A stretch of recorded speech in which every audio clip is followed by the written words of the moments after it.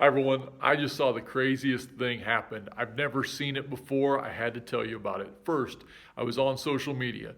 Someone wrote a rather innocent comment. That is not a surprise. Someone else came by, interpreted this with a political lens, and wrote something that only can be described as weird and somewhat crass in response. That is also not unusual, unfortunately, on social media. But what happened next startled me. You see, I expected that after one person had written this crass and unsettling comment, that a bunch of others would come in and barrage this person with their political perspective, and he and a group of others would fire back. And I to be honest, I'm not proud of this. I was going to just sit back and watch this teeter-totter unfold going back and forth. Instead, something surprising happened. Someone from United Lutheran Church, which made me proud, wrote, "I disagree with what you have just said, but I would like to understand your perspective better.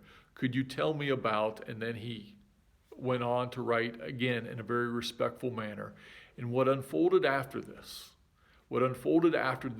was this respectful conversation on social media about political differences.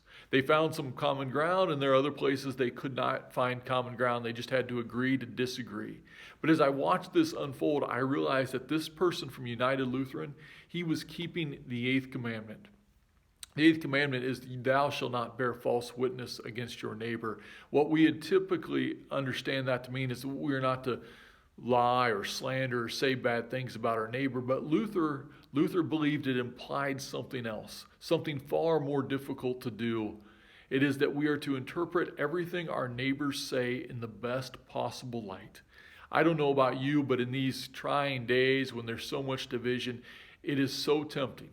It is so tempting to look at people who might have an opinion different from mine and simply to say, "Oh, they're foolish," or "they're silly," or "they don't understand how things really work." We can do that at a local or at a state or a national level when it comes to our leaders.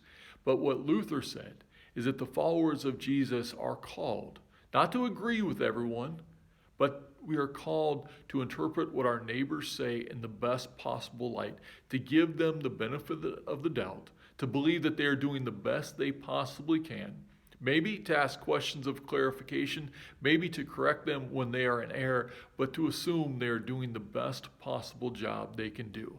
I wonder if the followers of Jesus practiced this, how that would change the conversations we are having as a society right now. It'd be kind of fun to figure that out, huh? Have a great day. Bye-bye.